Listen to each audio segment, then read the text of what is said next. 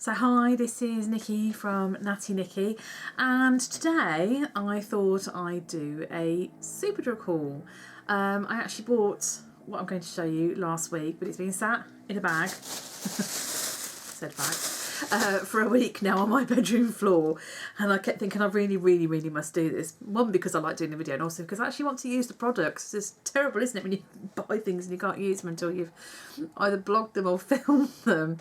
So like I say, I went into Superdrug last week. I did my usual, I'm just going to pop in for like 2 things, and then came out with a bag full of stuff. So when I say a bag full of stuff, I didn't buy absolutely loads, but I bought a few things. So I thought I'd just share with you what I bought. Bearing in mind I haven't actually used any of these things yet, so fingers crossed what I bought will hopefully be okay. So we'll soon find out. So we'll get started. I actually will show you what I actually went into Superdrug to buy. I actually went in to buy shampoo. Now, as you will all know, I dye my hair, obviously. I am naturally blonde, but you can see now from my terrible roots that I'm actually it's gone quite dark. In my younger years, I was really super blonde. Right through to my mid-20s, I never dyed my hair because it was just so blonde. As I've gotten older, it's gotten darker, as you can see here. And now that I dye it, I struggle sometimes with getting brassiness in my hair and like yellow tones. Which is unfortunately something you quite often get when you dye your hair blonde like I do. So to counteract that, I use purple shampoos.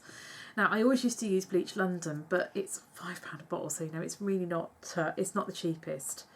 Then I discovered this one, which is Touch of Silver.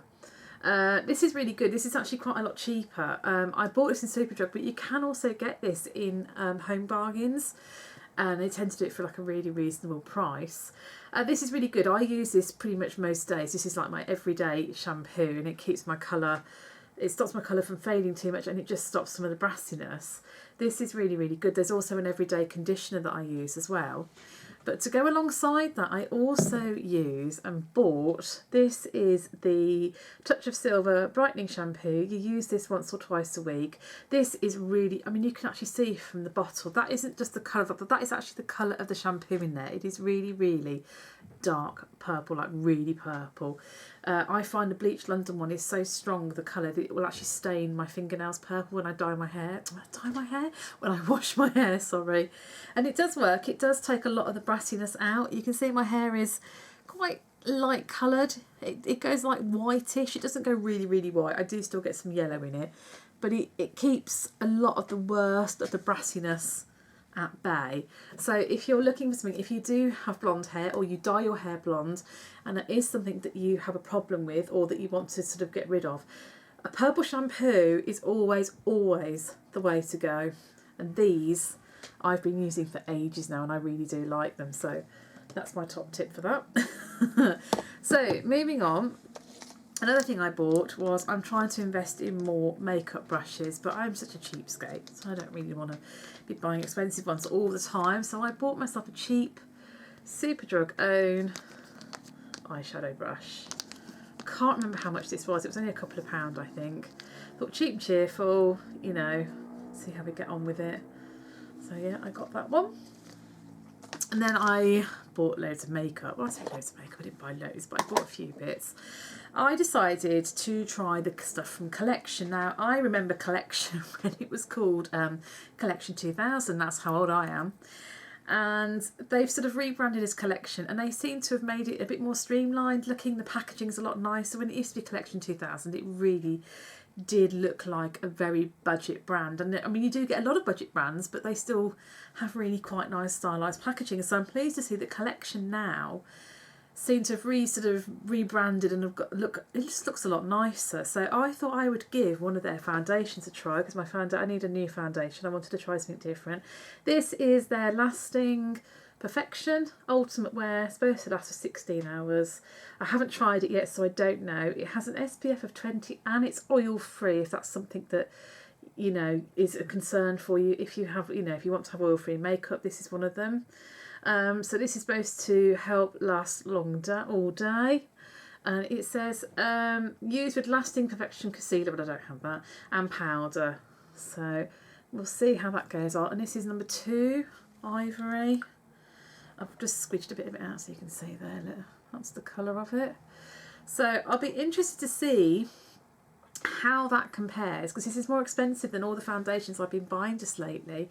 This was $5.99. I've been buying, I think the ones I've been using are a cheap one from Primark and a cheap MUA one, because my Me one is literally about to run out. So, and I can't, unfortunately, just can't afford to replace that one at the moment. So this is what I'm going to try. So that one. Staying with collection, they've got these new products now, and they've been showing them on Twitter, and they had them in like a stand in Superdrug, and they caught my eye, which is obviously what they're intended to do, isn't it? And this is the first one. This is the Speedy Highlighter, and when you look at it, it's really clever. It's like that, look, like a little ball, and you can twist it up. So the idea is that you can really quickly. I'm just going to try and swatch it. I'm having real problems swatching though because of the light in here. I don't think, I'm not sure that's actually going to come out, because honestly it's so light, and I can't actually, I can never work out what I'm doing here. It's really super duper light, so I don't know how well that's going to show up, but it's really lovely. It feels lovely when it goes on, and it just, I thought it'd be really nice. It's really quick and easy to use. You know, you can just sweep it on your cheekbones and brow, so that's that. And alongside it they do a Speedy blush. I don't know if I can show you that. And this is number 1, Tickled Pink. Now I've actually swatched this on my hand from earlier, and it's this middle one here, that one there. I just swatch it again just to make it a bit more pink. There it is, and it feels lovely when it goes on. It's like really smooth, so I think that'll be quite nice to use. And again, you can twist it up, and I just thought that would be great, because if you're on the go and you're, you know, you need to touch your makeup up, that's perfect, isn't it? You just go, you know, done and dusted.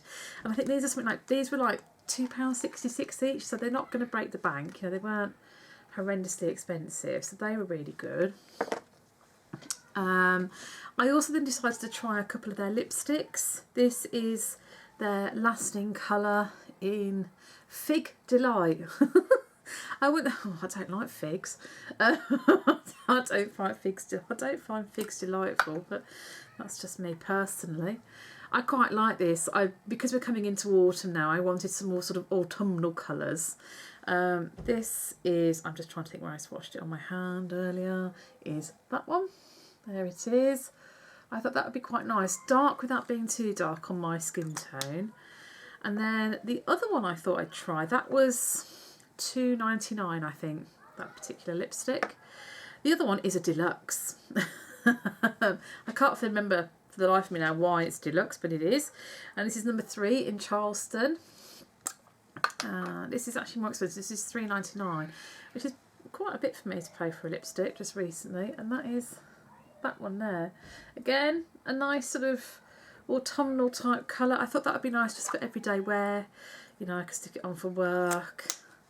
So that's that. Now I do have a little, not complaint, but I did notice for collection that when you go in and look, they don't have any plastic seals. So when you buy the stuff, it literally just, the lids just come off like that in the shop, which is fine, but it meant that when I went to buy stuff, I had to literally rifle through the shelf to make sure, excuse me, that I was buying products that people hadn't swatched.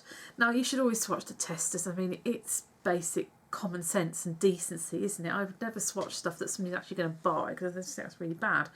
And I have in the past bought stuff, got it home, opened it up to find fingerprints in it, and that really cheeses me right off. But yeah, none of these have any like sort of hygienic or plastic seals around them. So, you know, I did make sure I was really careful when I bought stuff to make sure nothing had been touched. So that is the only thing I would like to see.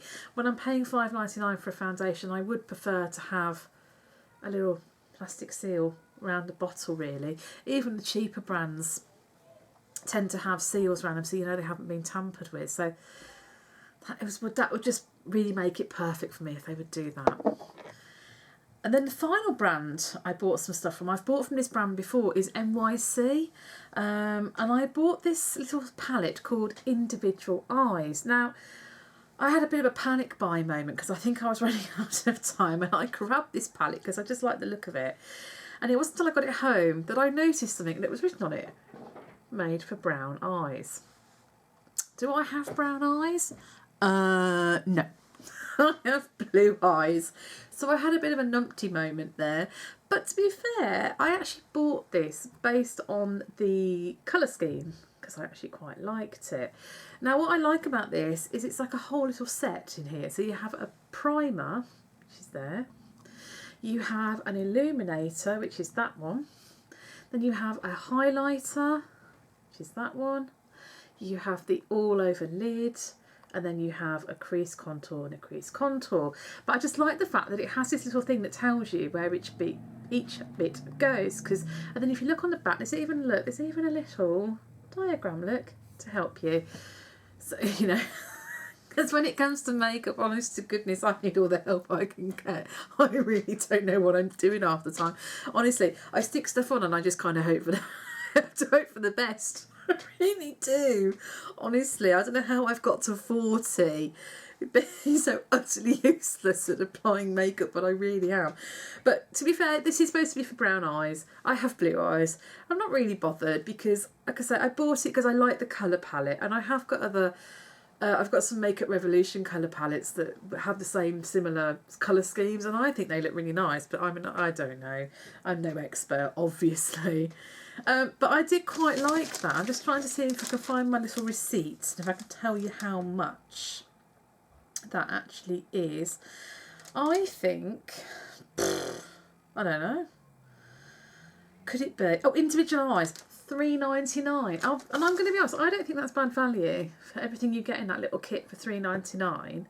You know, I think they should just rename it Eyes for Dummies. Like those guidebooks you used to buy, like Windows for Dummies, Eyes for Dummies. So if you like me, obviously.